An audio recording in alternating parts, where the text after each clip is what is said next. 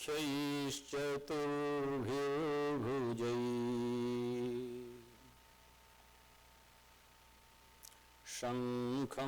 चक्रधनुः सरांश्च दधति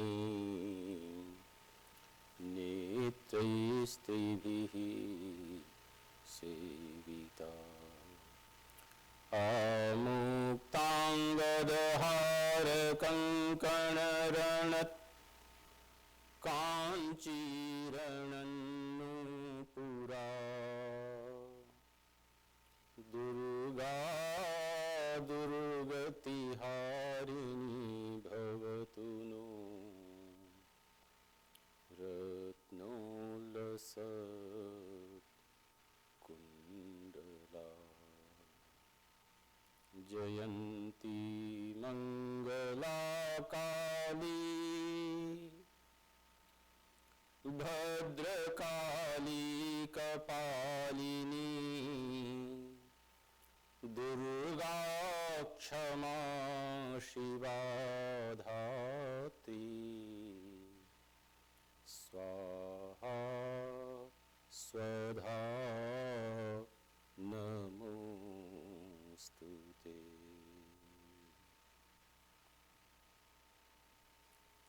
देवी महात्म्य के क्रम में देवताओं ने देवी की स्तुतियां की। दुर्गा सप्तशती के अंदर 4 स्तुतियों का विशेष महत्व है। रात्रि सूक्त,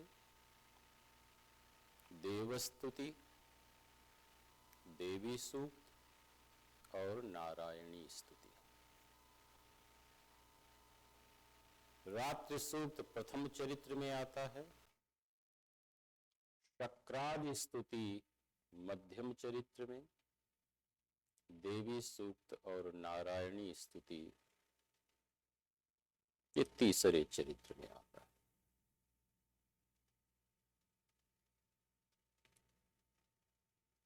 सामान्यतया जहां पर पुरुषार्थ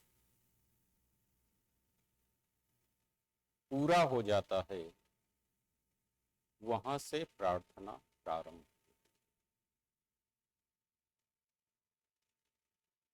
जिस अवस्था में, जिस मनोदशा में पुरुषार्थ पूरा हो जाए तब प्रार्थना का प्रादुर्भाव होता है।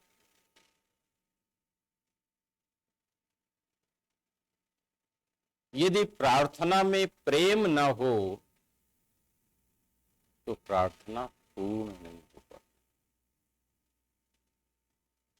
सामान्यतया तो ये कहा गया कि जब हम मन से प्रार्थना करते हैं तो सुर नर मुनि सब कई यह रीति स्वार्थ लाग कर सब। पहले चरण में, प्रथम चरण में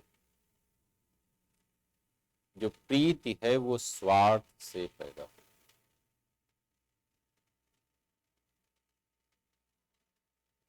देवताओं ने भी जो देवी की स्तुति की, सबसे पहला कारण उनका भय होता है। सबसे पहला कारण उनका राज्य होता है जो महिषासुर ने या शुंभ निशुंभ ने उनसे ले लिया। लेकिन धर्म केवल यहीं पर नहीं रुकता, वो कहता है कि चेतना के, प्रार्थना के 5 स्तर होते। इसीलिए जो प्रार्थना है वो कोश से जुड़ी हुई। 5वें अध्याय में देखेंगे, शरीर कोशतश्चास्या समुद्भूता ब्रवीच्छिवा कि स्तोत्रम ममैतत् क्रियते शुंभ दैत्य निराकृत। शरीर के कोश से जो शक्ति उत्पन्न होती है उसका नाम होता है कौशिकी। कोशात जाता कौशिकी, जो कोश से उत्पन्न हुई है उसका नाम है कौशिकी। आध्यात्मिकता की दृष्टि से अगर देखा जाएगा तो हमारे शरीर में 5 कोश,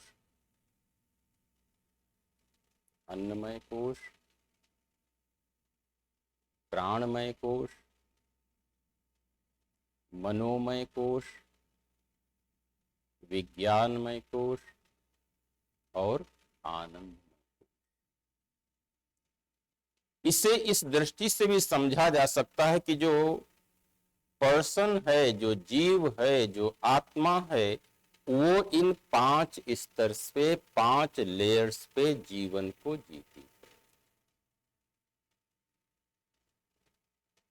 अन्नमय कोश अन्न के ऊपर आधारित है, ऐसे जीवन को संचालित करता है जिसमें कि पेट भर जाए, इंद्रियों की संतुष्टि हो जाए, उससे आगे जीवन को और कुछ नहीं चाहिए। जो इसका अर्थ है कि हमारी आत्मा जब अन्नमय कोश में होती है तो केवल इंद्रियों की संतुष्टि और पेट की भूख की शांति, यही उसका जीवन का लक्ष्य होता है। उस समय जो प्रार्थना उत्पन्न होगी वो अन्नमय कोश से होगी, क्योंकि अन्नमय कोश का स्थान जो है वो है मुख, और इसकी जो शक्ति है उसका नाम है क्रिया। अन्नमय कोश में जो शक्ति निवास करती है वो क्रिया शक्ति निवास करती है। तो जो अलग अलग कोश हैं प्रार्थना के, आत्मा के, आवरण के, उनमें अलग अलग प्रकार की शक्तियां, उससे ये पता चल जाता है कि हमारा जीवन किस स्तर पे, किस लेयर पे, किस स्टेज के ऊपर चल रहा है,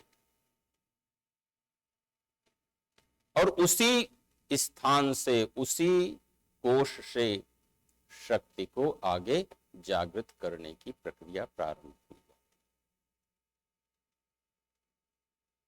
देवताओं ने जब देखा कि महिषासुर का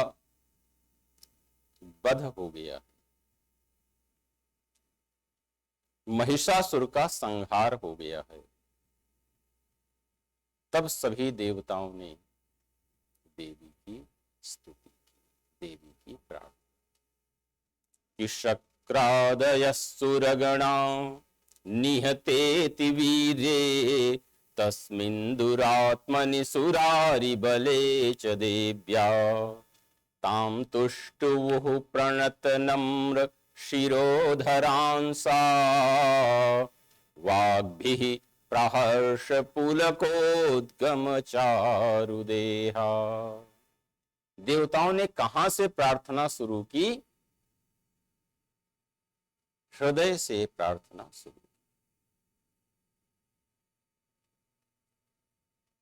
कई बार क्या होता कि हम स्वार्थ से प्रार्थना शुरू करते हैं, या दुख से प्रार्थना शुरू करते हैं, या आवश्यकता से प्रार्थना शुरू करते हैं, समस्या से प्रार्थना शुरू करते हैं, या मस्तिष्क से प्रार्थना शुरू करते हैं। लेकिन इन सभी में समस्या ये होती है कि ये सारी प्रार्थनाएं रेडीमेड हो जाती हैं, लिखी लिखाई हो जाती हैं, सुनी सुनाई हो जाती हैं, क्योंकि परमात्मा को या शक्ति को अर्थ समझ में नहीं आता है किसी भी भाषा का। उसे जो समझ में आता है वो भाव समझ में आता है। इसलिए प्रार्थना का एक अर्थ कहा गया कि जब प्रार्थना होते होते कोश तक, इन जब कोशों की साधना की, कोशों की जब चर्चा की जाती है तो इसके साथ में अपने स्थूल शरीर की और सूक्ष्म शरीर की और कारण शरीर को भी जोड़ा जाता है। इनमें से कौन कौन सा कोश हमारे स्थूल शरीर के साथ में जुड़ा हुआ है, कौन कौन से कोश हमारे सूक्ष्म शरीर के साथ जुड़े हुए हैं, और कौन सा कोश हमारे कारण शरीर के साथ में जुड़ा हुआ है, तो उससे यह पता चल जाता है कि भाई हम बाहर के शरीर के ऊपर आधारित हैं, या सूक्ष्म शरीर के ऊपर आधारित हैं, या कारण किसके ऊपर हम ज्यादा जीवन जी रहे हैं, और वहीं से साधना का क्रम शुरू हो। तो देवताओं ने जो प्रार्थना शुरू की, शरीर से ही प्रार्थना शुरू की, लेकिन उसके साथ में किसको जोड़ लिया? हृदय को जोड़ लिया। वाग्भि प्रहर्ष पुलकोद्गम चारु देव्या यया ततमिदं जगदात्म शक्त्या निशेष देव गण शक्ति समूह मूर्त्या। तुम हो कैसे, बनी कहां से हो? सभी देवताओं की जो सकारात्मक ऊर्जा थी उसी का तुम स्वरूप बनी हो। ताम अंबिका मखिल देव महर्षि पूज्याम भक्त्या नतास्म विदधातु शुभा निशानहा। हम आपको मन से प्रणाम करते हैं, हमारी बुद्धि में शुभ का संचार। भक्त्या नतास्म विदधातु शुभानि सानः। वो जीवन में हमारे शुभता का संचार। महिषासुर के वध प्रसंग में बड़ी क्रमिक रहस्यपूर्ण स्थितियां हैं, तो इसलिए कई बार शास्त्र ये कहता है कि रहस्य उसी के सामने खोला जाए जो उस सत्य का, जो उस तत्व का जानकार है, तब तो उसका अनुकूल प्रभाव होगा। अनजान के सामने अगर रहस्यों का पिटारा खोला जाता है तो वो निरुपयोगी सिद्ध हो जाता और भ्रम पैदा करने वाला होता। सत्य के रहस्यों को हर बुद्धि, हर मन, ये निर्भर करता है कि हमारी चेतना का स्तर है कहां। अगर अन्नमय कोश पे है तो रहस्य को नहीं समझेगा, मनोमय कोश पर है तो वो रहस्य को नहीं समझेगा। अगर वो प्राणमय कोश पे है, विज्ञानमय कोश पे है, तो वो शास्त्र के रहस्य को पूरा का पूरा हृदयंगम कर सकता है। तो जीवन के जो 5 स्तर हैं, अन्नमय कोश, प्राणमय कोश, मनोमय कोश, विज्ञानमय कोश और आनंदमय कोश। तो देवताओं ने जो स्तुति प्रारंभ की वो अन्नमय कोश से प्रारंभ की, क्योंकि ये शरीर की पहली आवश्यकता। जितनी भी शक्ति हमको पहले मिल रही है वो किससे मिल रही है? अन्न से मिल रही है। जितनी भी क्रिया शक्ति हमको प्राप्त हो रही है वो किससे प्राप्त हो रही है? अन्न के द्वारा प्राप्त हो रही है। इसीलिए वेदों में क्या कहा गया कि अन्नम ब्रह्म विजानीयात्। अन्न में इतनी शक्ति होती है कि वो मन को बृहत बना देती है, मन को व्यापक बना देती है, मन को बड़ा बना देती है। शुद्ध अन्न शरीर को भी शुद्ध करता है और मन को भी शुद्ध करता है। यदि मन शुद्ध होता है, प्रसन्न होता है, तो वो देवता की तरफ जाता है। यदि मन अशांत होता है तो वो संसार की तरफ जाता है। शुद्ध मन हो तो दुख में भी परमात्मा की तरफ जाता है, और अशुद्ध मन जो साफ नहीं हो पाया, शुद्ध नहीं हो पाया, वो सुख में परमात्मा की तरफ न जा करके संसार की तरफ जाया। देवताओं की समस्या का समाधान हो गया, और वो क्या थी? महिषासुर। शास्त्रों ने देवता को बड़ा डिस्क्राइब किया। देवता शब्द में 6 अक्षर आते हैं।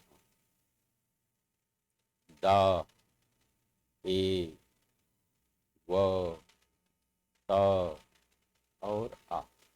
और इसमें एक एक अक्षर के अलग अलग अर्थ। दा का अर्थ है कि ऐसी ऊर्जा का केंद्र जो अनिष्ट का निवारक हो,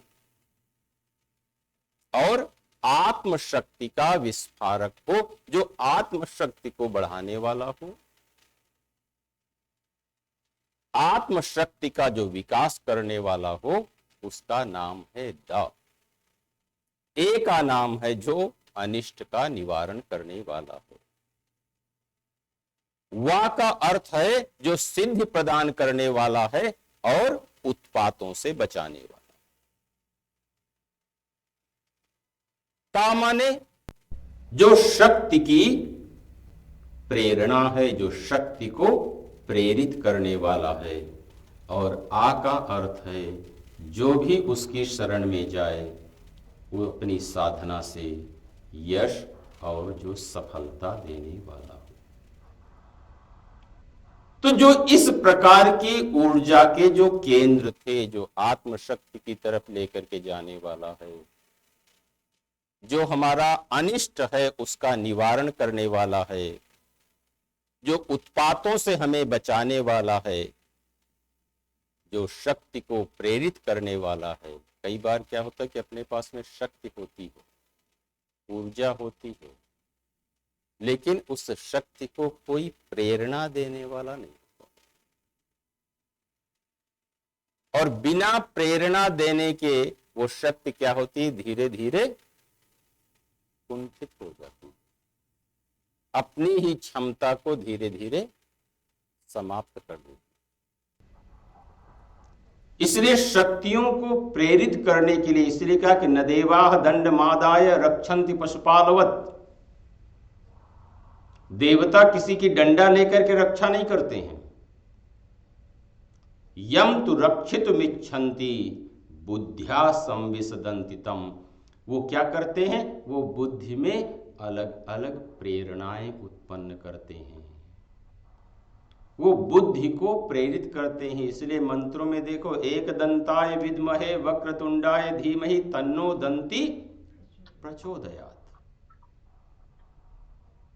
वो शक्ति हमें क्या करे, हमें सत्कर्म की ओर, अच्छाई की ओर प्रेरित करे।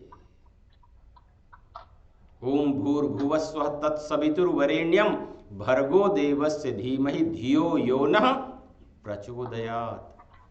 जो कुछ भी हम कर रहे हैं उसका परिणाम जीवन में क्या आए कि वो हमारी बुद्धि को प्रेरित करे। लेकिन समस्या कहां पर होती है, कई बार मधुकैटभ प्रेरित करने लग जाते हैं, और कई बार महिषासुर जीवन को प्रेरित करने लग जाते हैं, कई बार शुंभ निशुंभ जीवन को प्रेरित करने लग जाते हैं। अब सोचो कि ब्रह्मा जी ने जो स्तुति की थी, क्या शांत मन से की थी? जब उनको सामने मधु और कैटभ दिखाई दिए तो स्तुति निकल आई। ये निर्भर करता है कि हम कहां से हृदय में प्रवेश कर सकते हैं। कोई सुख में हृदय में प्रवेश कर जाता है और कोई दुख में हृदय में प्रवेश कर जाता है। कोई जब शांत होता है तो हृदय में प्रवेश कर जाता है, और कोई जब अशांति की सीमा बढ़ जाती है उस समय हृदय में प्रवेश कर जाता है। तो देवताओं ने जो देवी की स्तुति की, अन्नमय कोश से स्तुति की, मनोमय कोश से स्तुति की, प्राणमय कोश से स्तुति की, विज्ञानमय कोश से स्तुति की, हर कोश से।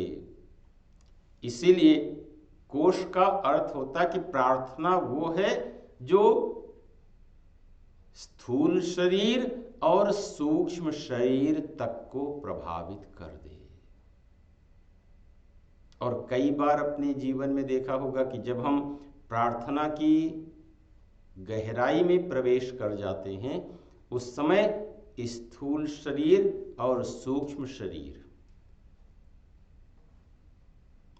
ये दोनों अपने को अलग अलग अनुभव होने लग जाएंगे कि स्थूल शरीर हमारा कहीं होगा और सूक्ष्म शरीर हमारा कहीं होगा।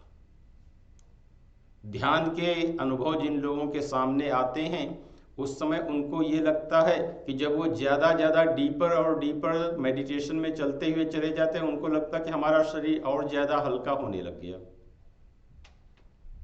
और कई बार तो ये होता कि जो सूक्ष्म शरीर होता है वो स्थूल शरीर से करीब 4 फीट तक ऊपर उठ जाया करता है। तो इन दोनों में अंतर है, लेकिन ये अनुभव अन्नमय कोश में अपने को प्राप्त नहीं होते हैं। इसी अन्नमय कोश का विस्तार करने के लिए अपने पास में दूसरे कोश की प्रार्थना होती है, जिसका नाम है प्राणमय कोश। प्राणमय कोश का स्थान क्या है? नासिका। और इसकी जो शक्ति है वो कौन सी है? इच्छा शक्ति। प्राण किसको विस्तारित करता है? इच्छा शक्ति को विस्तारित करता है। इसके अंतर्गत हमारी 5 ज्ञानेंद्रियां और मन आते हैं।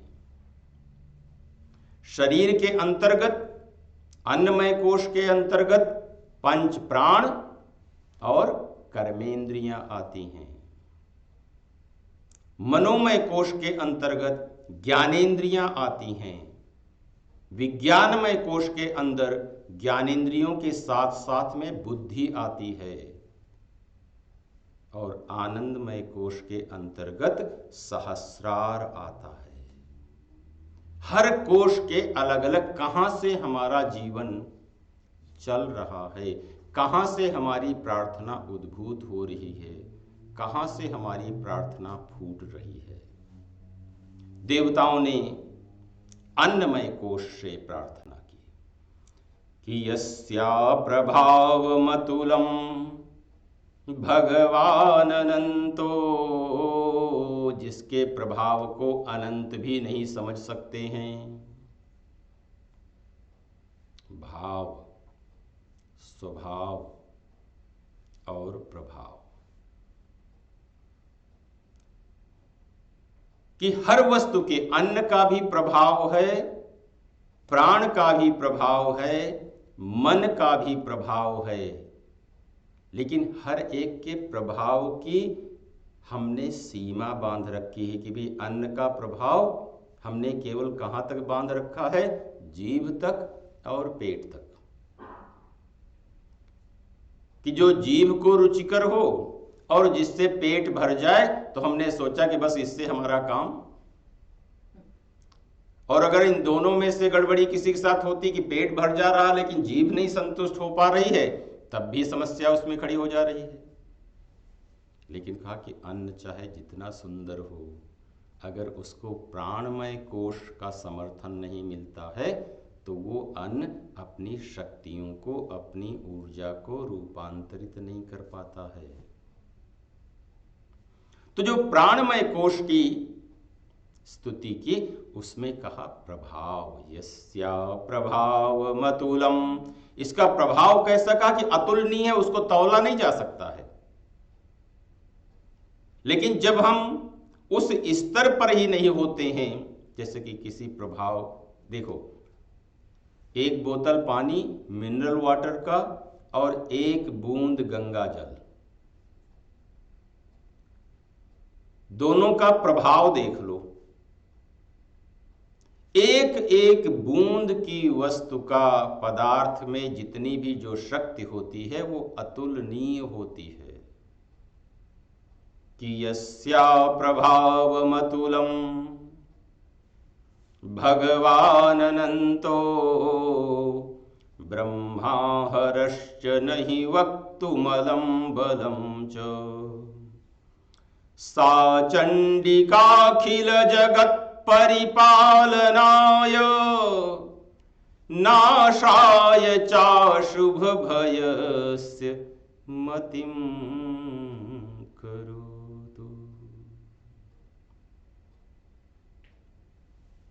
जो मनोमय कोश की, प्राणमय कोश की जो प्रार्थना दी, उसमें क्या प्रार्थना की? कि मतिम करोतु, हमारी बुद्धि में ये करने की प्रेरणा दे दो। क्या करने की प्रेरणा दे दो? नाशाय चाशुभ भयस्य, जो अशुभ भय हैं, जो भय है, जो डर है, उसको नाश करने की हमारी बुद्धि में प्रेरणा उत्पन्न कर दो, क्योंकि शक्ति का कार्य ही है कि वो प्रेरक बन जाती। इसलिए देवता में जो ता है वो क्या है? शक्ति का प्रेरक है। इसलिए धियो यो नः प्रचोदयात्, जो तकार की शक्ति है वो क्या करती है? शक्ति को प्रेरणा देती है। और अपने को जीवन में ये देखना होता है कि हमें कौन सी शक्ति कब किस चीज की प्रेरणा देती है, और वो प्रेरणा हमारे लिए शुभ है या अशुभ है। उसी प्रेरणा से शक्ति के प्रभाव का बोध होता है। कई बार देखा कि हर मंत्र की शक्तियों का प्रभाव अनंत है।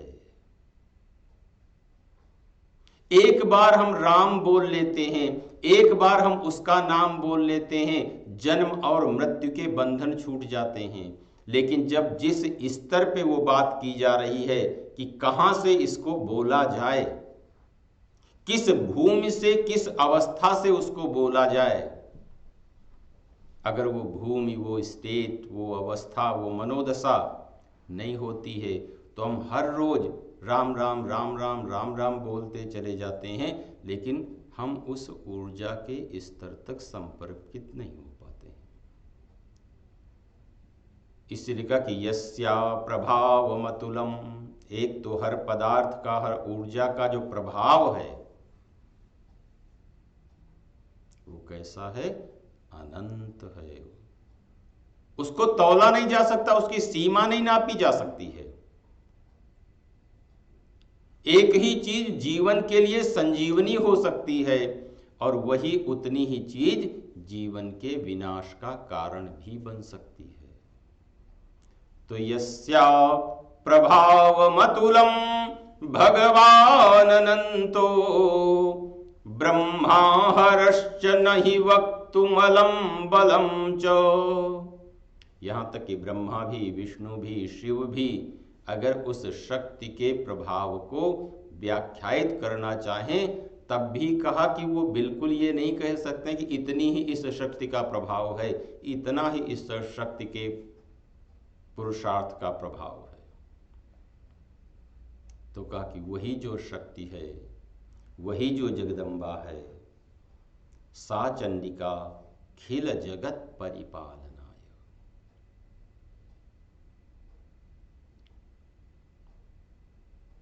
अखिल जगत का पालन करने के लिए,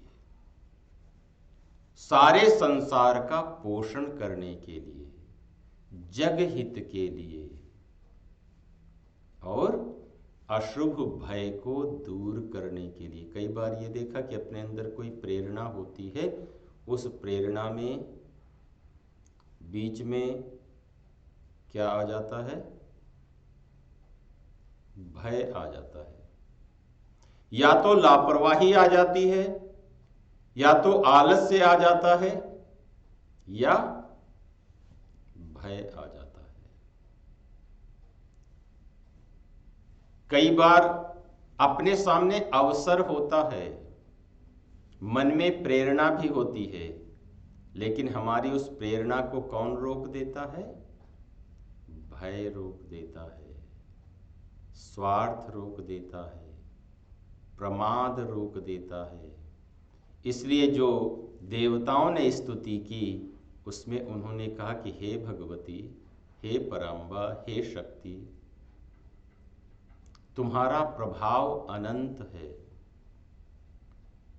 तुम अपने अनंत प्रभाव से हमारी बुद्धि में ये जो बीच बीच में दोष आ जाते हैं, नाशाय चाशुभ भयस्य मतिम करोतु।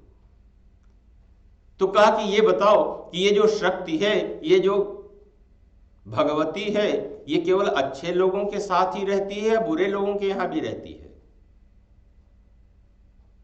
कहा कि जो अनंत है उसे रहना तो सब जगह चाहिए।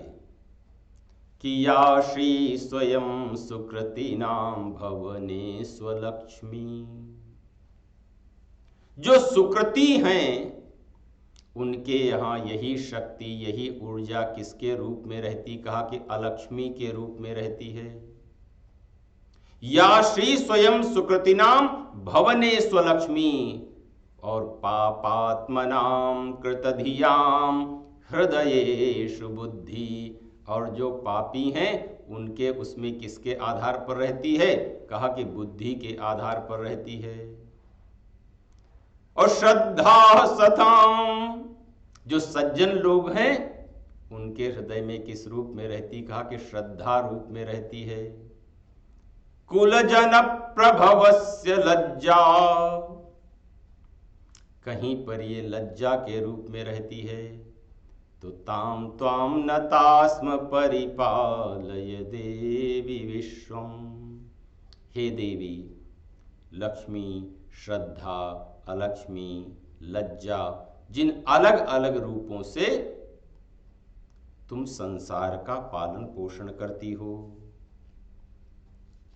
तो यस्या प्रभाव मतुलम, जिसका प्रभाव इतना विस्तृत है कि किम वर्णयाम तव रूपमचिन्त्यमेत, किंचाति वीर्यमसुरक्षयकारी भूरि, किंचाहवेषु चरितानि तवाद्भुतानि, सर्वेषु देव्य सुरदेव गणाधिकेषु। तो देवताओं ने भगवती की अलग अलग इन पांचों आधारों पर, अन्नमय कोश के आधार पर, मनोमय कोश के आधार पर, प्राणमय कोश के आधार पर, विज्ञानमय कोश के आधार पर और आनंदमय कोश के आधार पर ये स्तुतियां की। और कई बार ये होता है कि वही सत्य इन्हीं प्रार्थनाओं से कनेक्ट हो जाता है, लिंक हो जाता है, जुड़ जाता है। ये निर्भर करता है हमारी प्रार्थना का आधार कौन सा है।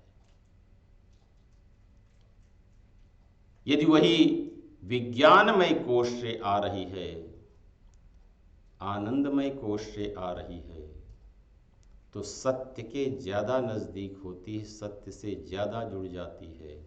यदि वही अन्नमय कोश से आ रही होती है तो जुड़ने में समय लगा करता है। इस प्रकरण से अपने को एक ये चीज भी दिखाई दे रही थी कि जड़ और प्राण ये दोनों एक साथ मिले हुए हैं। जड़ में प्राण है, प्राण में मन है, मन में विज्ञान है और विज्ञान में आनंद है। जड़ में प्राण, प्राण में मन, मन में विज्ञान और विज्ञान में आनंद। ये इन पांचों कोशों की स्थितियां हैं। इसलिए जड़ को भी साथ साथ चलना होता है। इसलिए धर्म ने कहा कि भैया ये नहीं कि भाई शरीर के अंदर बहुत सारे विकार पैदा हो जाते हैं, बड़ी टूट फूट होती तो शरीर को अनदेखा कर दो। कहा कि नहीं, शरीर माध्यम खलु धर्म साधनम, शरीर पहली सीढ़ी है। अगर उसको अनदेखा कर दिया, उसको तोड़ फोड़ दिया, उसको सही से संभाल करके नहीं रखा तो दूसरे स्तर पे मनोमय कोश, क्योंकि इन सभी के रहने का जो घर है वो शरीर है। ये सबके सब इसी शरीर रूपी पिंजड़े में रह रहे हैं। मन भी इसी शरीर में रह रहा है, बुद्धि भी इसी शरीर में रह रही है, सूक्ष्म शरीर भी इसी में रह रहा है और कारण शरीर भी इसी के अंतर्गत रह रहा है। जो विज्ञानमय कोश है और आनंदमय कोश है, ये दोनों कोश हमारे सूक्ष्म शरीर से संबंधित होते हैं। और जो अन्नमय, मनोमय और प्राणमय जो कोश हैं वो इस बाह्य शरीर से, स्थूल शरीर से संबंधित होते हैं। तो तीन जो कोश हैं वो स्थूल शरीर से हैं और दो विज्ञानमय और आनंदमय कोश जो होते हैं वो सूक्ष्म शरीर के साथ संबंधित होते हैं। इस प्रकरण में ये बात आई है कि जो इंद्रियां हैं, जो सेंसेस हैं, वो अपने को दिखाई देता है कि आँख यहाँ है, स्थूल शरीर में है, लेकिन इस आँख से जो देखने की शक्ति जो आ रही है वो सूक्ष्म शरीर से आ रही है। कान स्थूल शरीर में है, लेकिन कानों में जो सुनने की शक्ति आ रही है वो सूक्ष्म शरीर से आ रही है।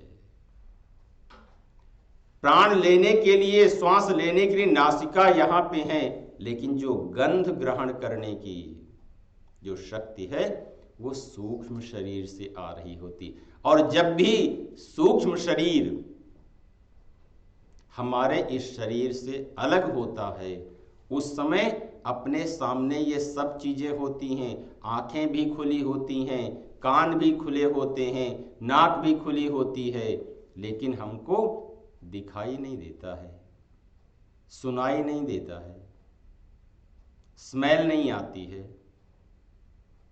कई बार ये देखो कि अन्न, इस स्तुति में एक बड़ी अच्छी बात आई कि अगर दो चीजों को बंद कर दिया जाए, नाक को और आंख को, तो अपने को खाने का टेस्ट पूरा मिलेगा कि आधा मिलेगा?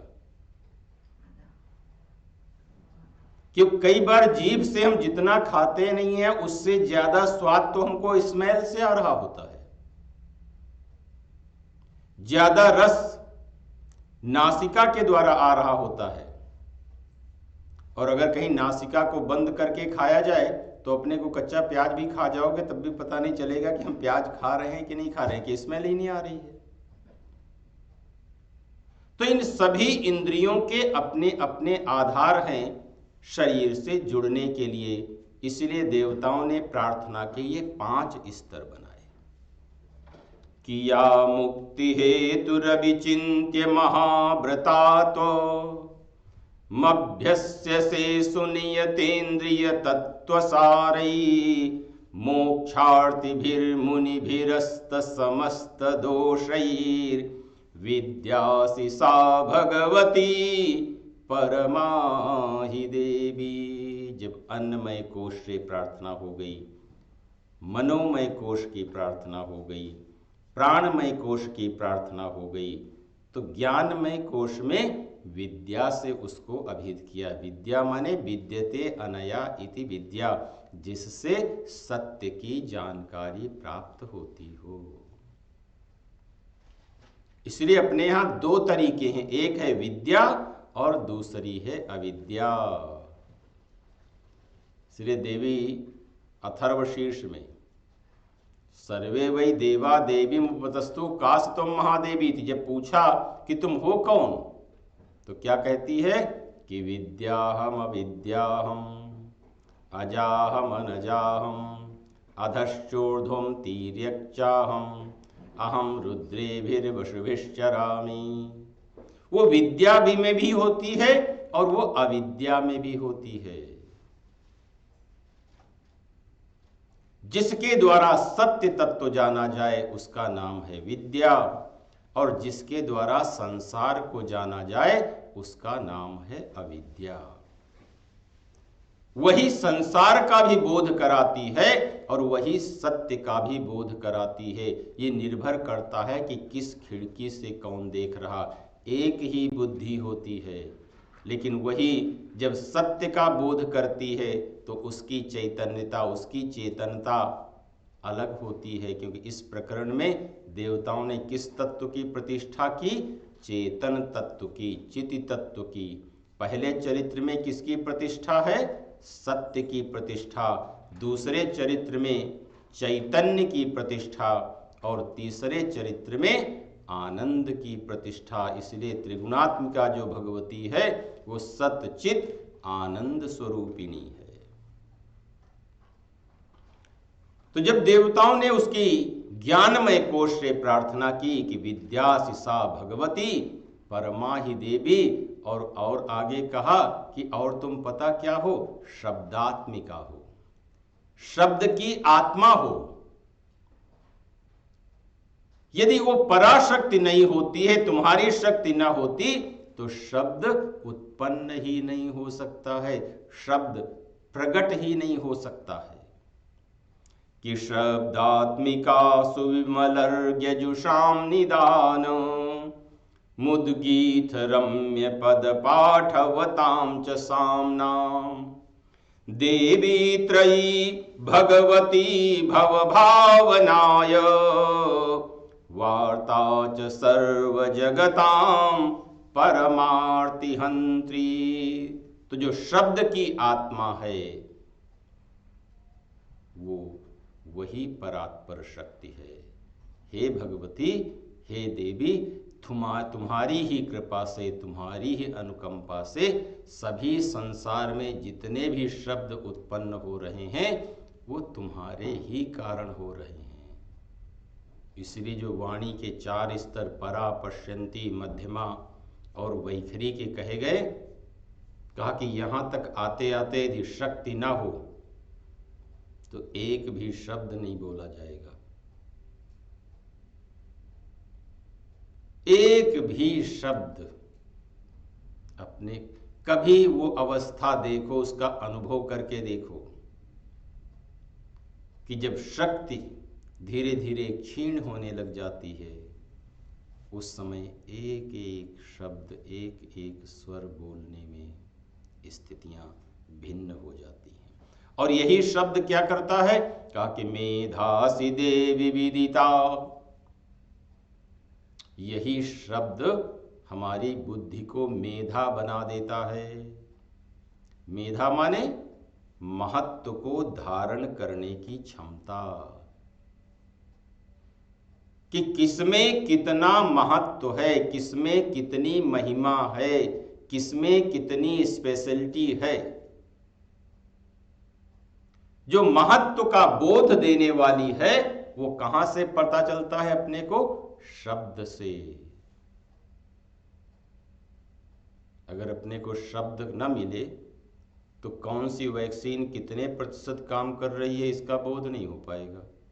कौन सी चीज अपने लिए कितनी नुकसान देने वाली है और कितना लाभ देने वाली है इसका भी बोध नहीं। तो शब्द क्या करता है? वस्तु के, तत्व के महत्व को विस्तारित करता है, प्रकाशित करता है। और यही शब्द हमारी बुद्धि में उसके महत्व को धारण करने की क्षमता पैदा करता है। और जब हमारी बुद्धि उसके महत्व को धारण करने लग जाती है तो उसी का नाम बन जाता है मेधा। जो अभी तक बुद्धि थी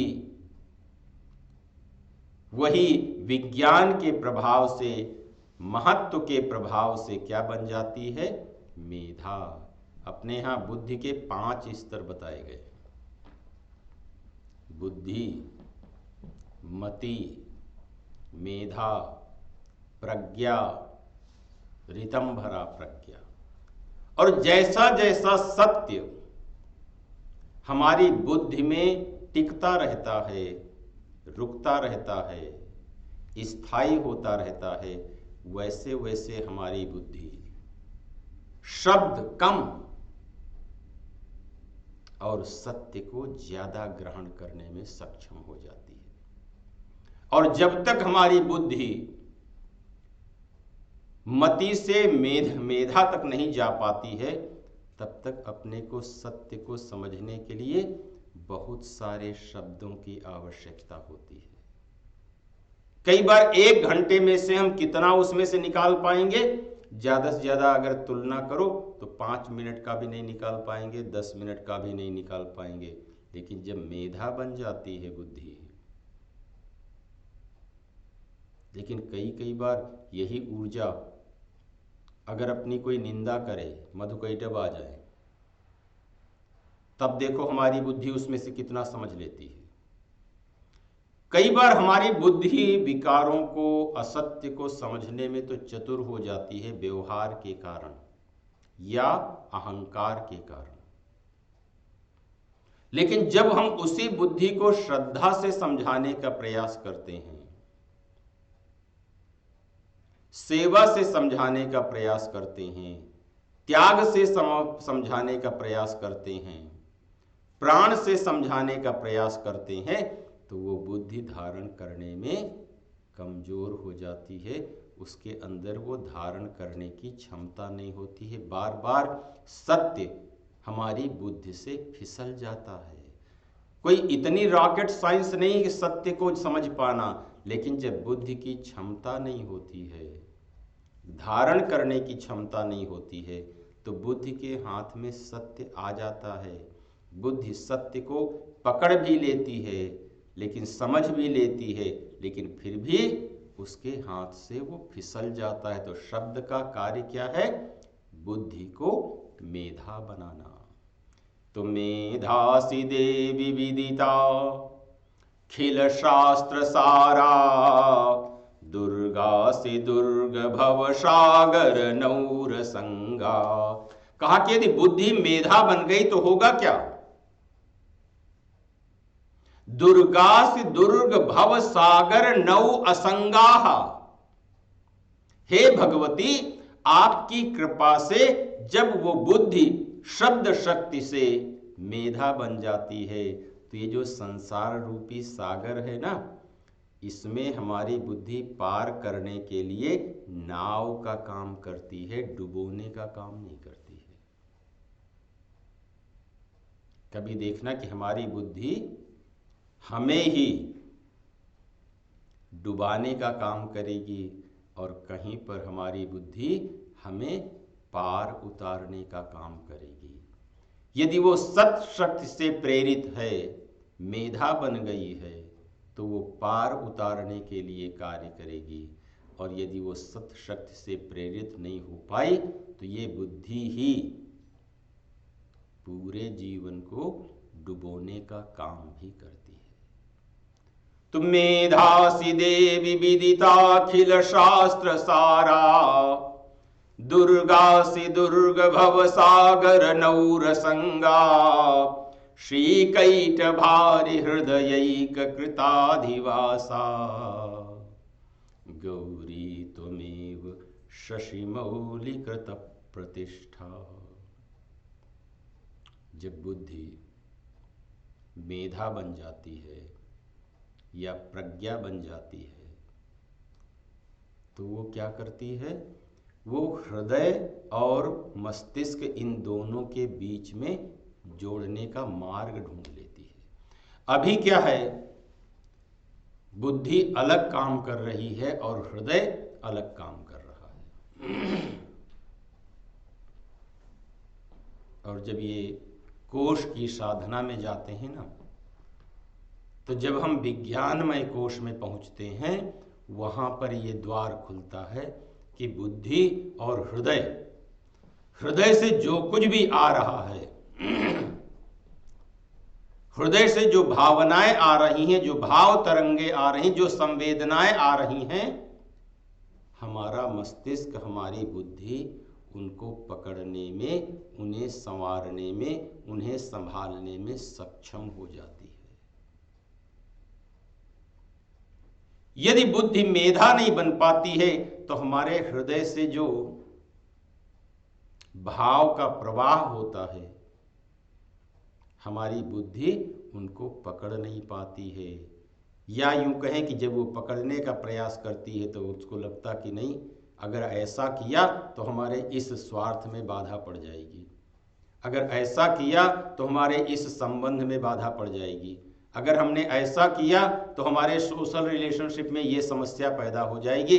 और उन सारे पिटारों को लेकर के बुद्धि उस हृदय से आए हुए सत्य को अनदेखा कर देती है। तो श्री कैट भारि हृदयैक कृताधिवासा, कैटभ के जो अरि अर्थात भगवान विष्णु, जिनके हृदय में अधिवास हो गया है, गौरी तुमेव शशि मौलि कृत प्रतिष्ठा, जहां शिव के भी शीर्ष पर विराजमान हो जाती है, विष्णु के भी हृदय में विराजमान हो जाती है। इन दोनों का अर्थ क्या है? जब हमारी प्रार्थना का स्तर विज्ञानमय की तरफ जाने लग जाता है, तो हृदय और मस्तिष्क के बीच की जो दूरी है ना, ये दूरी पता कितने डिस्टेंस, कितने किलोमीटर की है? शास्त्रों ने इसकी बड़ी व्याख्या की गई है कि युग अंगुल कर बीच जहां राम जहां जहां जाए। 2 अंगुल की दूरी है दोनों के बीच में, और इस 2 अंगुल के डिस्टेंस को कवर अप करने के लिए कई जन्म, कई जीवन बीत जाया करते हैं और वो दूरी पूरी नहीं हो पाती है। तो उसी शक्ति के प्रभाव से देवताओं ने जब विज्ञानमय कोश से प्रार्थना की तो उन्होंने कहा कि हे देवी, शब्द मेधा को बलवान बना देता है, और जब मेधा बलवान बन जाती है तो वो क्या करती है कि हृदय और मस्तिष्क इन दोनों के बीच में मार्ग बना लेती है। हृदय की बात मस्तिष्क को समझ में आने लग जाती है और मस्तिष्क की बात हृदय को समझ में आने लग जाती है। कई बार ये देखो कि अगर ये देखा जाए कि महिलाएं ज्यादा हृदय से सोचती हैं या पुरुष ज्यादा हृदय से सोचता है,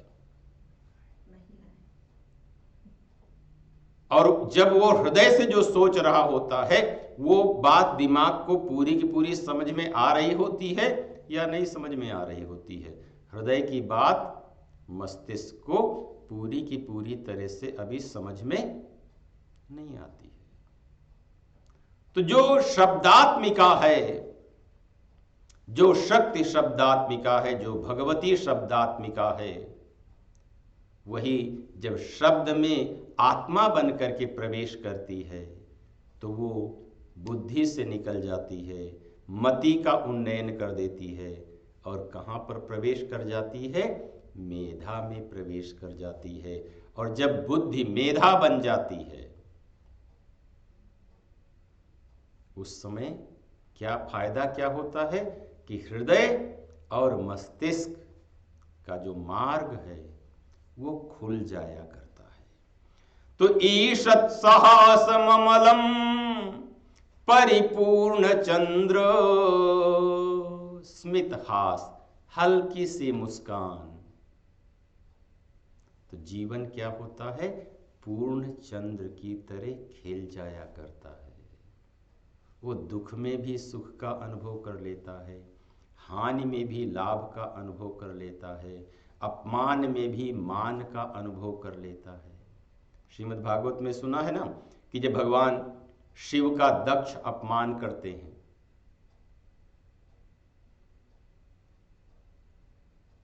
उस समय भी यदि जीवन खिल गया, हृदय और मस्तिष्क ये दोनों यदि जुड़ जाते हैं तो बाहरी वातावरण का प्रभाव अपने ऊपर धीरे धीरे कम होने लग जाता है। यदि मस्तिष्क और हृदय नहीं जुड़ पाते हैं तो बाहरी वातावरण का प्रभाव बहुत ज्यादा होता है, आंतरिक वातावरण से हम जुड़ नहीं पाते हैं, कनेक्ट नहीं हो पाते हैं। तो ईशस्सहासममलम परिपूर्ण चंद्र बिंबानुकारी कनकोत्तम कांति कांतम अत्युद्भुतम प्रहतमातरुषा तथापि वक्त्रम विलोक्य सहसा महिषासुरेण।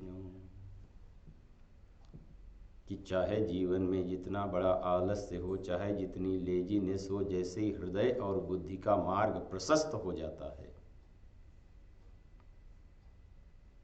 वो विकार बुद्धि अपने प्रभाव से कम कर देती है। और यदि कभी बुद्धि कुपित भी हो जाए तो दृष्ट्वा तु देवी कुपितं भ्रकुटी कराल उद्यक्षशांक सदृशक्षभियन्न सद्यः। कई बार ये देखा कि अपनी ही बुद्धि अपने ऊपर कभी कभी क्रोध करती है कि भाई हम ये क्या कर रहे हैं, कितनी बार कर रहे हैं, कब से कर रहे हैं, कितनी मिस्टेक्स कर रहे हैं। जब थोड़ी थोड़ी बुद्धि सयानी हो जाती है तो अपनी द्वारा की गई गलतियां अपने आप पकड़ने लग जाती है। और धर्म में इस चीज को बहुत बड़ी अचीवमेंट माना गया है, बहुत बड़ी उपलब्धि माना गया है कि अपनी कमियां अपने आप अपने को दिखाई देने लग जाए कि भाई इस काम में हमसे ये गलती हो रही है जिसके कारण हमें सफलता प्राप्त नहीं हो रही है। अगर सोचो कि अपने आप अपने को गलती पता चल जाए तब क्या होता है, और दूसरा कोई अपने को बता दे कि हाय तुम ये गलत काम कर रहे हो, तब क्या होता है। एक ही घटना है।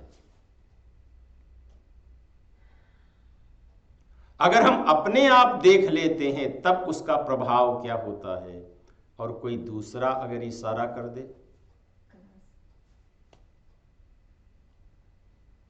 तो ईशत्सहासममलम परिपूर्ण चंद्र, अपने को पता होने लग जाए भाई कपड़े टाइट होने लग गए हैं तो क्या करना चाहिए, और अगर दूसरा कोई कह दे थोड़ा सा तो प्यार बढ़ जाएगा कि नहीं बढ़ जाएगा।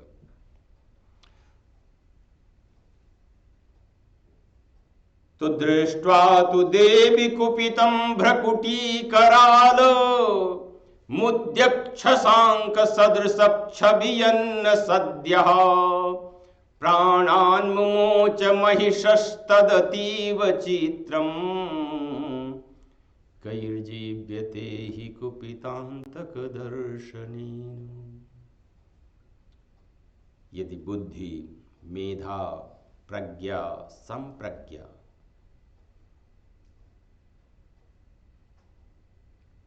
जो कुछ भी जीवन में करना चाहे वो सब कुछ उसके हाथ में होता है। देवता कहते हैं कि जो महिषासुर की सबकी सब सेना समाप्त हो गई वो होनी ही चाहिए, कि कुपितांतक दर्शनेन, अगर यमराज कोई कुपित हो जाए तो उनसे कौन बचा सकता है। अगर अपनी ही बुद्धि कुपित हो जाए अपने ऊपर तो अपने शरीर को कौन बचा सकता है। इस शरीर का पालन पोषण लालन पालन उल्टा सीधा जो कुछ भी हम कर रहे हैं वो किसके द्वारा कर रहे हैं, बुद्धि के द्वारा ही कर रहे हैं।